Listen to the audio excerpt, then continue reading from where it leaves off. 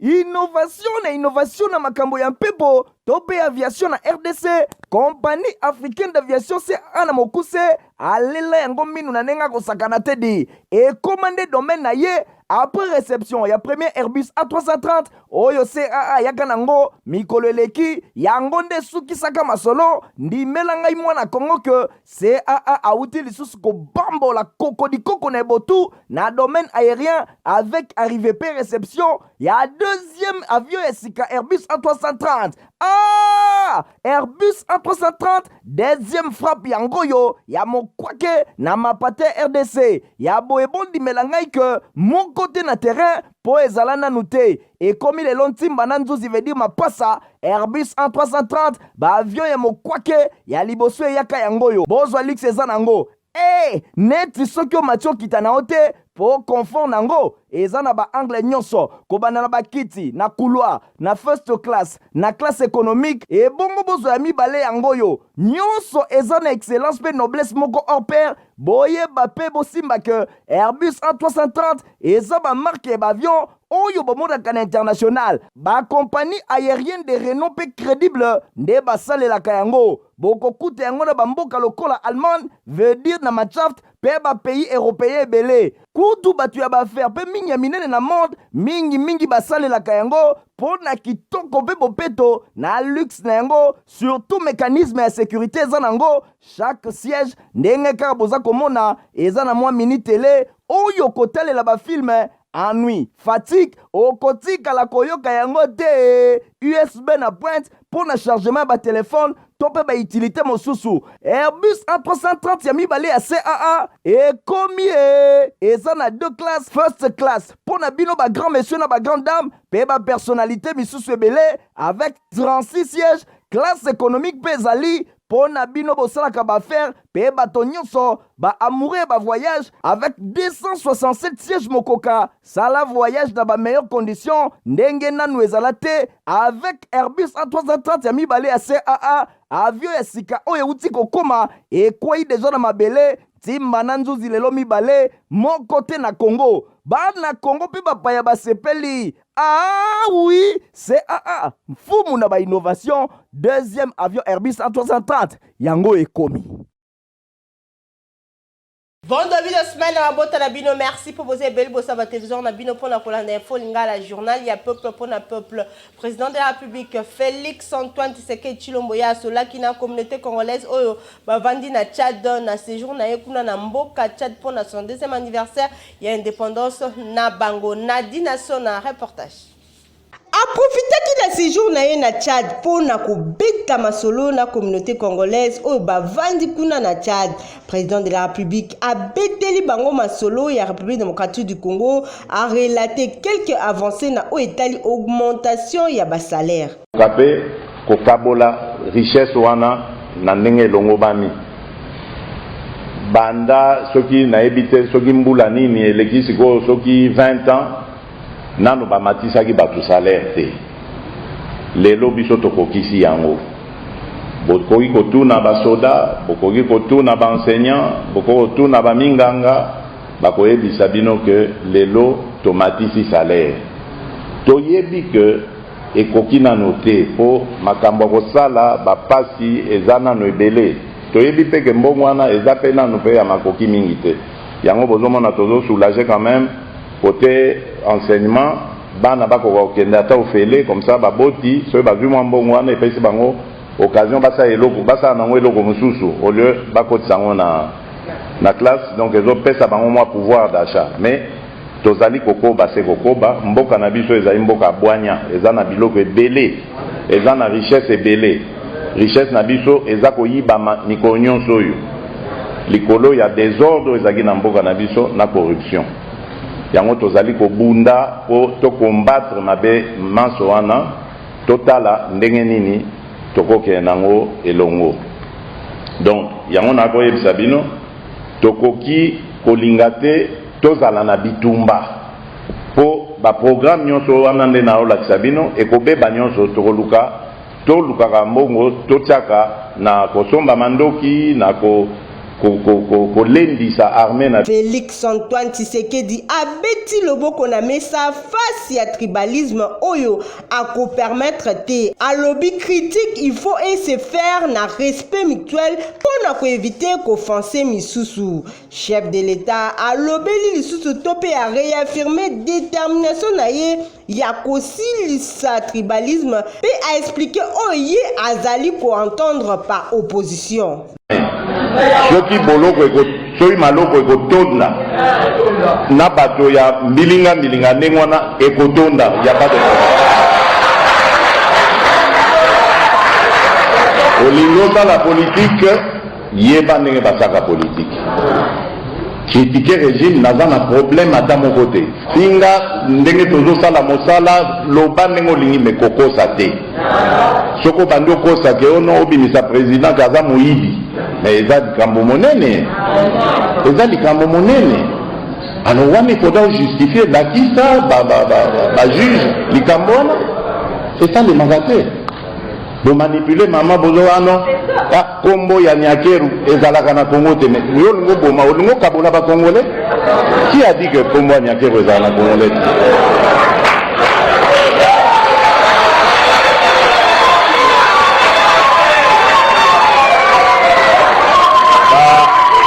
bandeko wana nazo comprendre bango bazoyekola na opposition biso tosalaka opposition il y a plus d'une trentaine d'années et puis opposition na biso ezalaki ya pete boete oyo ya lelo opposition na biso ezalaki mpenza ya kota okemba. Alors soki baponi nzela opposition basala opposition na bango bakozo respecte bango. Voilà batata bamama bandeko na ngai mwa makambo nazaki nango ya koloba na bino na moya lelo. Encore une fois vraiment naza nesengo mingi ya kokuta na bino boza kopesanga vraiment honneur. Namasolum Souboba qui Premier ministre Jean-Michel Samaye a remercié qui dimanche 14 août l'hôtel il y a gouvernement membre il y a gouvernement il y a 16 pays membres il y a SADC Nyon socialement qui une occasion il y a clôture il y a réunion ministérielle Oyo et connaîtra qui peut après 50 membres il y a gouvernement respectif. Nadine Assona a pas précision. Nako félicitaka bango chef ya gouvernement congolais Jean-Michel Sama Lukonde Kenge au nom ya président de la République a souhaité bienvenue na ba membre nyonso ya ba délégation ya ba pays ya SADC oyo ba yepon na ba travaux ministériels na marge ya 42e sommet ya ba chef d'état oyo ekosalema du 17 au 18 août 2022 na ville province ya Kinshasa sous le thème promouvoir l'industrialisation par l'agro-transformation, la valorisation de minéraux et le chaîne de valeur régionale pour une croissance économique inclusive et résiliente. Liboso ya bapangisango premier ministre Alinga Kinanu au nom ya son excellence monsieur le président de la République Félix Antoine Tshisekedi Tshilombo ko souhaite bienvenue awa na ba membre nyonso ya délégation ya ba pays ya SADC oyo baye pona ba travaux ministériels pe alingaki ko mentionner que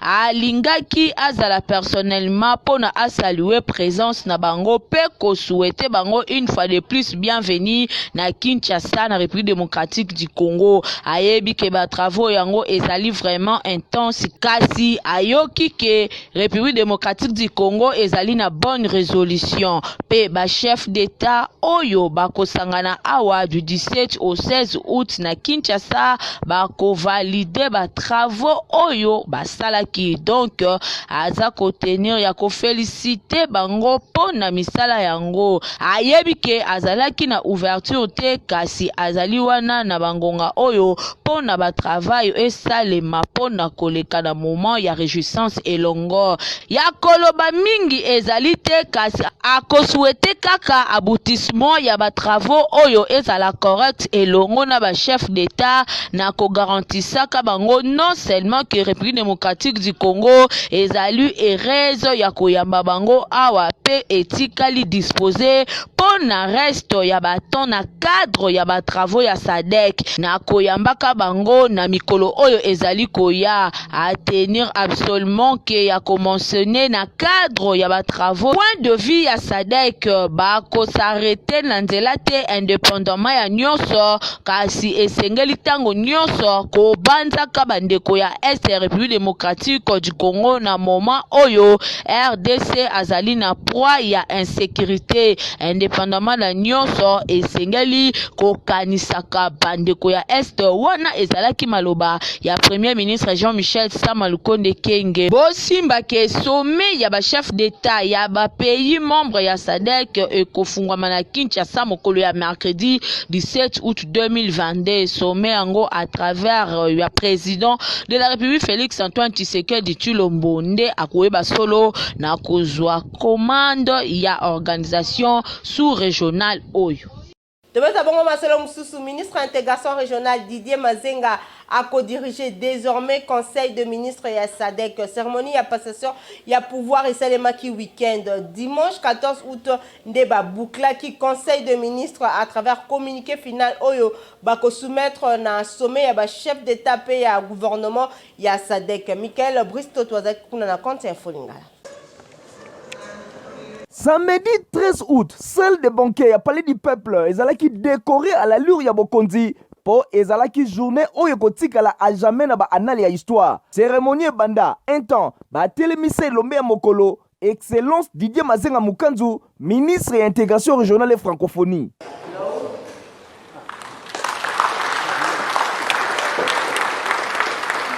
Amata likolo avec impact pe idéologie, bondi melangai que passation bokonzi et salement entre président sortant, il y a conseil des ministres et SADC, madame Nancy Gladys Tembo, payé moko Didier Mazenga Mukanzo, président entrant, il y a organe oyo veut dire désormais l'homme de Kisalu Nantola Kutuba Nanima Nenga Babenga Kaye, a kovanda na Ngwende oyo durant une année, oyo République démocratique du Congo, et kozala na tête ya SADC, cérémonie salement qui la présence, il y a secrétaire exécutif, il y a organisation sous-régionale oyo, Elias Magosi, et l'ongona adjona ye, peba ministre ba pays membre et institution oyo et bongo tango azwaki maloba le désormais président du conseil des ministres à SADC Didier Mazenga Mukanzu a pesaki ba hommage mérité na chef de l'état Félix Antoine Tshisekedi Tshilombo pona nyonso ndenga zali kosala pona kotombola RDC likolo pe kobimisa moto na yango na ba organisation ya ndenge na ndenge ya sous-région sima atalisaki esengo na ye ndenge SADC eponaki République démocratique du Congo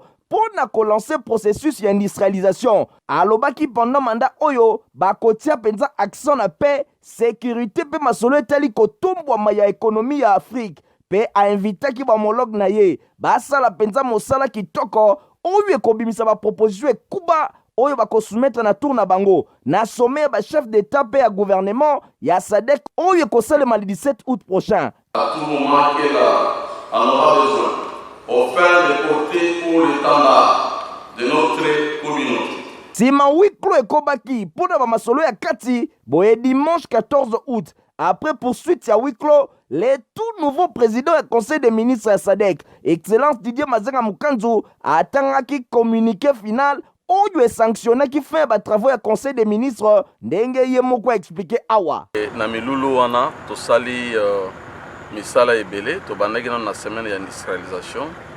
après to bandi ba réunion na ba haut fonctionnaire ya ba pays membres ya SADC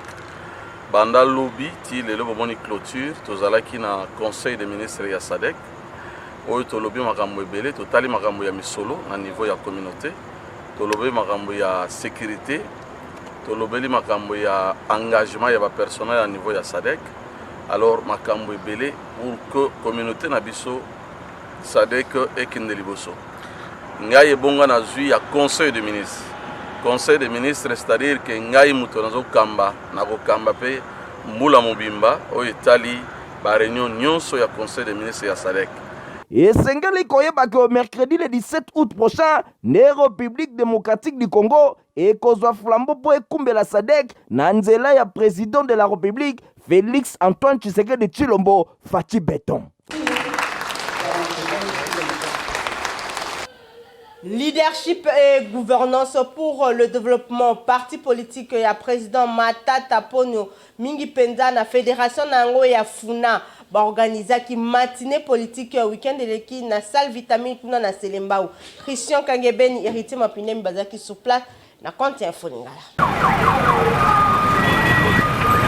Salle vitamine na commune ya Selembao e yinda ki na ndenge ya kosakana te po na matinée politique ya leadership et gouvernance de développement LGD na mokuse parti politique ya président national Augustin Matata Ponyo Alain Bafé asangisa ki bana nyonso ya Funa salle vitamine e yinda ki na ndenge ya kosakana te ndenge kaka bino moko bozali komona bilili ezalaki occasion po na bana ya Funa bayeba na kopanza vision ya Augustin Matata Ponyo et longona parti politique babengi LGD oyo ekoevre désormais pour na bien-être ba congolais bosimba que tomona ki présent secrétaire général adjoint ya parti mwana mboka Budi Mukadi oyo azalaki wana na mbala moko président ya Funa Alain Bafé oyo babengaka espoir ya Funa azwaki maloba pour na kotalisa vision ya président Augustin Matata Ponyo et longona LGD ezali vision ya développement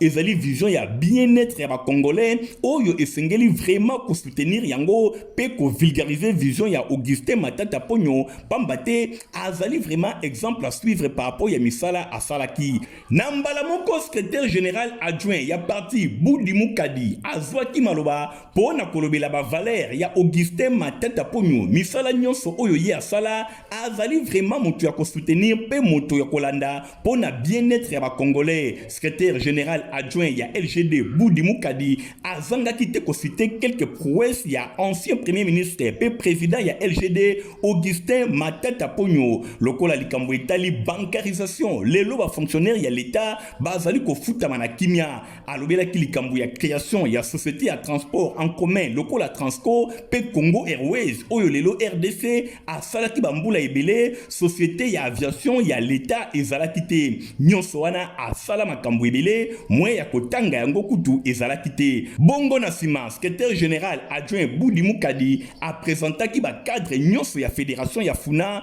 po na kotalisa bango mission monene oyo epesameli bango na sima ezalaki bongo échange entre ba nyonso bazalaki wana elongo na ba responsable ya parti ba tunaki mituna pe bazwaki biyano oyo esengeli epai ya secrétaire général adjoint Budi Mukadi ba mama nyonso pe fédération ya Funa ba comprendre que Augustin Matata Ponyo azali candidat pour l'élection il y a 2023 bango nyonso sima ya candidature na ye pour na bien-être ya ba congolais na mbala moko assistance nyonso bazalaki na salle vitamine basengaki Augustin Matata Ponyo président ya LGD akita na Funa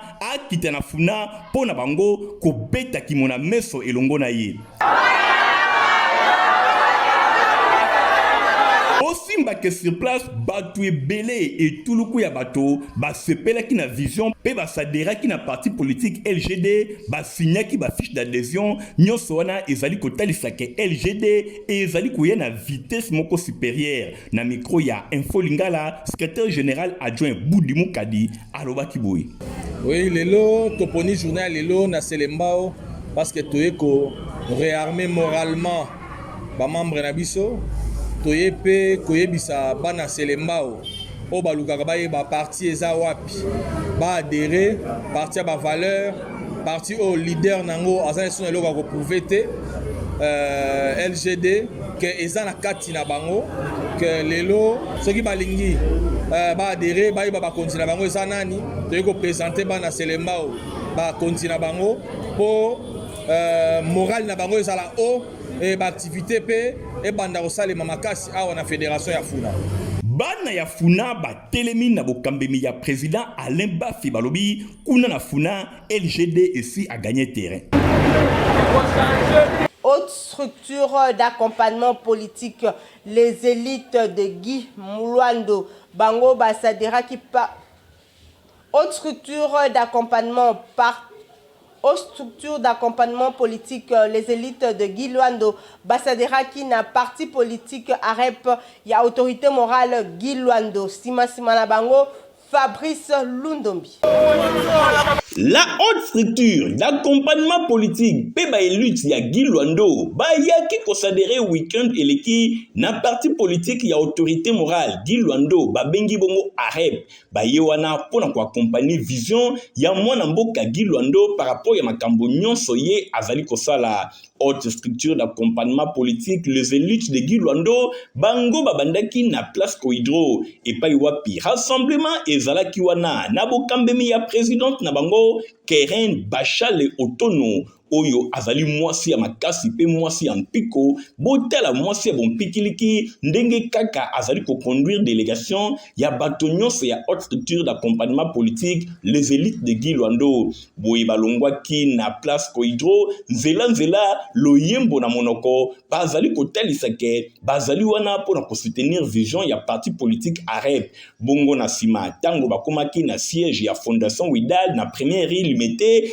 et pa wapi ezalaki milulu na ndenge ya kosakana te botela bino moko makambo ndenge ezali koleka na mbala moko bazwaki présidente ya structure oyo Keren Bachale bapesaki ba écharpe ba effigie pe ba symbole nyonso ya pouvoir oyo ezali kotalisa ke bakoti désormais na parti politique arabe baremplisaki ba fiche d'adhésion mwana mboka Keren Bachale Otono elongo na délégation na ye mobimba ndenge ba se présentaki na micro ya Info Lingala journal ya peuple mama Keren Bachale Otono mwasi ya mpiko mwasi atondisama na bwanya pe mayele alobaki boye na micro ya Info Lingala soki lelo bomoni ba jeune nyonso oyo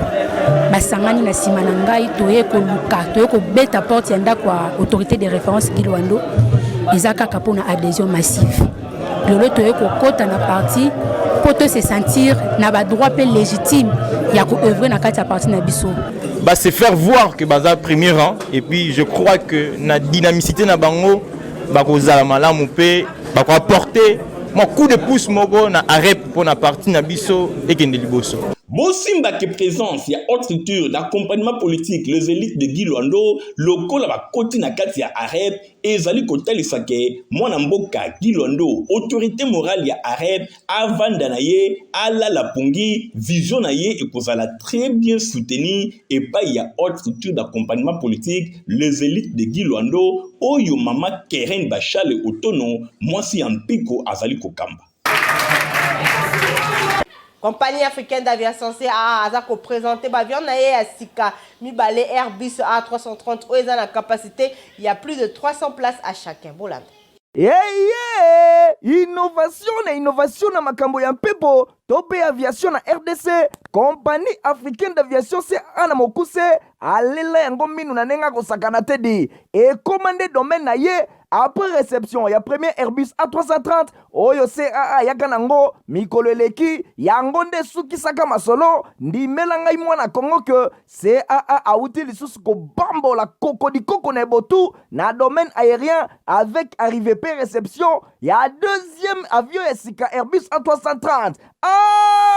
Airbus A330 deuxième frappe yango yo ya mokwake na mapate RDC ya boebondi melangai ke mon côté na terrain po ezala nanu te et comme il est lontimba na nzuzi veut dire mapasa Airbus A330 ba avion ya mokwake ya liboso yaka yango yo bozwa lix eza nango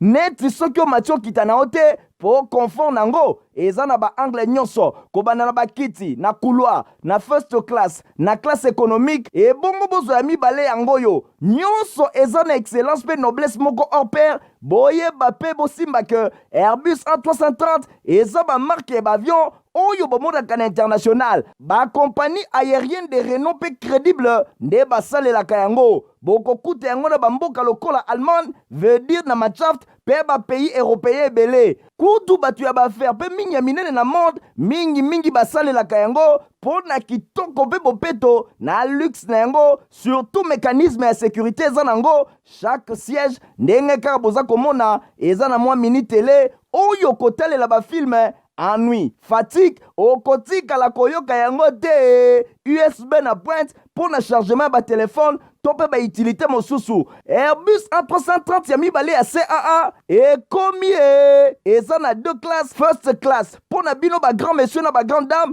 pe ba personnalité misusu ebele avec 36 sièges classe économique pe ezali pona bino bosalaka baaffaire pe bato nyonso baamoureux ba voyage avec 267 sièges mokoka sala voyage na meilleures conditions ndenge nanu ezala te avec Airbus A330 ya mibale ya CAA avion ya sika oyo euti kokoma ekwei deja na mabele timba na nzuzi lelo mibale moko te na Congo bana Congo pe bapaya basepeli. Ah oui, CAA mfumu na ba innovation deuxième avion Airbus A330 yango ekomi.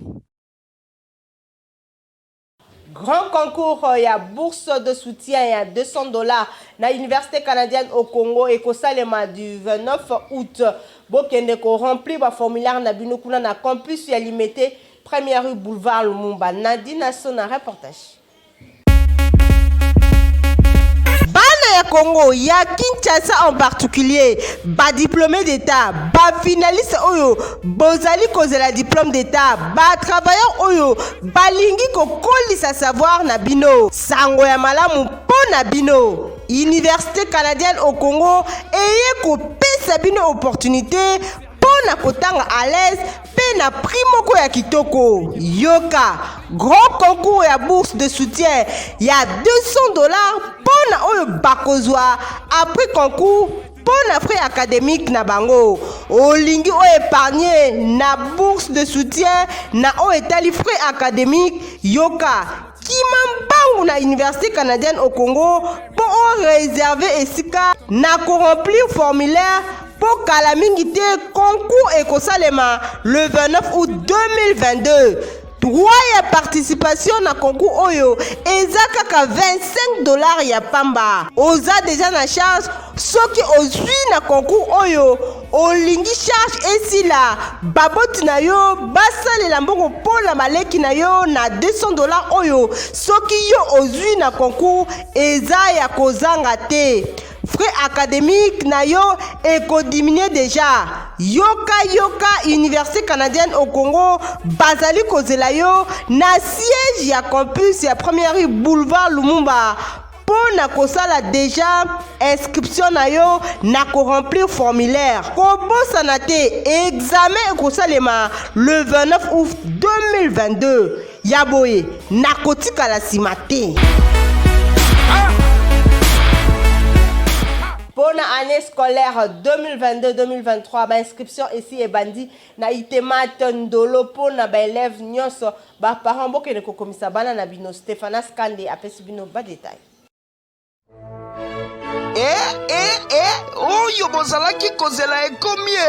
inscription pour l'année scolaire 2022-2023 na formation scolaire ya mokwake oyo bongisaka avenir ya bana na bino. Institut technique de météorologie, aviation et télécommunication itema tondolo na mokuse. Ah oui, kozela na yo lisusu te papa maman pona ko inscrire mwana na yo po ba inscription esi efongwami ko bana na classe ya 7e ti na 6e des humanités veut dire bana nyonso basilisi primaire itema tondolo eza kozela bango pona kokoba secondaire ya malamu eza ke awa inscription eza nango ofele kasi test d'admission nde eza obligatoire po mwana ndimama awa na itema tondolo bokokuta ba section ndenge na ndenge lokola aviation civile, électricité générale, mécanique générale, pe électronique oyo na kati nango eza na 3 options mokoka lokola radiotransmission, commutation pe électronique industrielle. Mwana kaka asala choix na ye itema tondolo yango moko eko s'en charger na formation na ye kasi bosimba pe boyeba ke na itema tondolo tango mwana za kosilisa azwi diplôme na ye kaka kanangi azambala moko capable ya kobanda misala na ye moko privé to akoki kutu déjà ko travailler dans l'entreprise en tant que technicien pe ako se défendre kitoko enseignant awa baza ba vrai chevronné na ndenge ya 2 fois te cours etambolaka na théorie na pratique nzela moko neti kaka bamapasa po baza na baatelier pe balaboratoire ekuba devise awa ezalaka nde excellence. ITMAT, c'est une école d'application de l'ELISTA. Dans cette école, nous avons plusieurs options: électronique, mécanique, électricité, aviation civile. Et j'ai choisi l'électronique car c'est ma passion. Mon ambition a été l'aviation civile pour être contrôleur ATC ou travailler dans autre cadre aéronautique. Je suis en 7e, je viens ici pour être un expert en nouvelles technologies d'information et de la communication. Chers parents, je vous demande de venir inscrire vos enfants à Ndolo ISTAB et vous ne serez pas déçus. Monako banda sikoyo kaka ndenge tozoloba itemat Ndolo na commune ya Barumbu na kati ya Istandolo welisa papa mama po ba place eza limité itemat Ndolo nzambe ya formation technique. Tobeta bongo masolo ya religion église mission évangélique Goshen bango ba la campagne d'évangélisation kuna na Kankokolo du vendredi 19 au samedi 20 août 2022. Témoin événement Christian Kangebeni Nadine Asona. Tout doit changer à partir de Mokolo ya lelo. L'évangéliste Diba Wanzambi, l'homme de Dieu asimbi ngwende pona lokumu ya Nzambe ponyoso ebongwana elongo na émission évangélique Goshen. Nazoninga na présenter yo mutu wana zana kombo ya Jésus-Christ de Nazareth. Bien aimé tolobi que te makambu nyonso il faut échanger à partir de lui.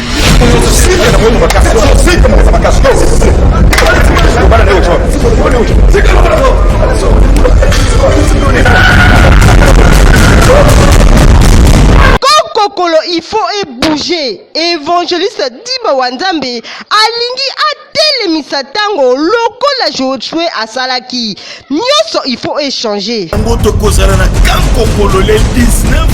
le 20 août à partir de 15h bien aimé. Na thème biso munene le Dieu des armées. Pourquoi le Dieu des armées? Bazobengaye Jova Sabaoth, c'est-à-dire azanzambe ya bitumba.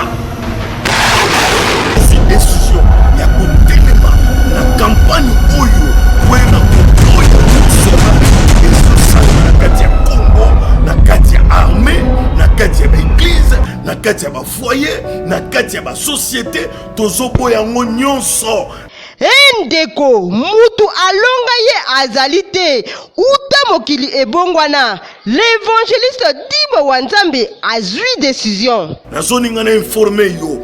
Nzambe a utilizaka eloko nyonso oyo ye akela tokozwa neti mupepe tokozwa neti mutu tokozwa neti mabele nyonso Nzambe a utilizaka ngo me mukolo wana bien aimé nazoninga na ebisa yo Nzambe ako utilize maloba na ya munoko ekobima na forme ya moto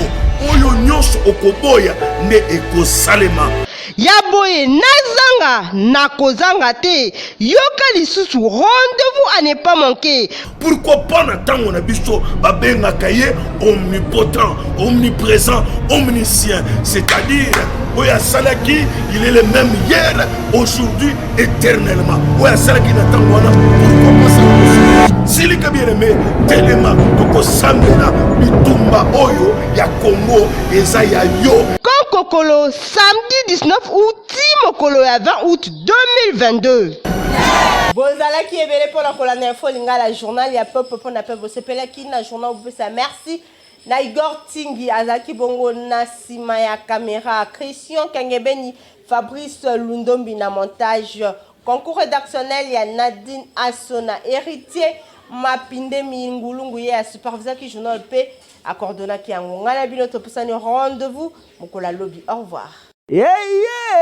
Innovation na makambo ya mpepo tope aviation na RDC compagnie africaine d'aviation c'est ana mokuse alela yango minu na nenga kosakana tedi et commandé domaine na ye après réception ya premier Airbus A330 oyo CAA yaka nango mikolo eleki yango nde sukisaka masolo ndimela ngai mwana Kongo que CAA auti lisusu ko bambola koko na ebotu na domaine aérien avec arrivée P réception ya deuxième avion esika Airbus A330. Airbus A330 deuxième frappe yango yo ya mokwake na mapate RDC ya boebondi melangai que mon côté na terrain po ezala nanu te et comme les lontimba na nzuzi veut dire mapasa Airbus A330 ba avion ya mokwake ya liboso yaka yango yo bozwa lix eza nango neti soki omati okita na yo te po confort nango eza na baangle nyonso kobanda na bakiti na couloir na first class na classe économique ebongo bozwa ya mibale yango oyo nyonso eza na excellence mpe noblesse moko hors pair boyeba mpe bosimba ke Airbus A330 eza bamarke ya baavion oyo bomonaka na international bakompagnie aérienne de renom mpe crédible nde basalelaka yango bokokuta yango na bamboka lokola Allemagne veut dire na Machaft mpe bapays européen ebele kutu bato ya baaffaire mpe mingi ya minene na monde mingi basalelaka yango mpo na kitoko mpe bopeto na luxe na yango surtout mécanisme ya sécurité eza nango chaque siège ndenge kaka boza komona eza na mwa mini tele oyo kotalela bafilme ennui fatigue okotikala koyoka yango te USB na pointe pour na chargement ba téléphone to mpe bautilité mosusu Airbus A330 ya mibale ya CAA ekomi eza na 2 classes first class mpo na bino bagrand monsieur na bagrand dame mpe bapersonnalité misusu ebele avec 36 sièges classe économique mpe ezali mpo na bino bosalaka baaffaire mpe bato nyonso baamoureux bavoyage avec 267 sièges mokoka sala voyage na bameilleure condition ndenge nanu ezala te avec Airbus A330 ya mibale ya CAA avion ya sika oyo euti kokoma ekwei deja na mabele ntimba na nzuzi lelo mibale moko te na Congo bana Congo mpe bapaya basepeli oui CAA mfumu na bainnovation deuxième avion Airbus A330 yango ekomi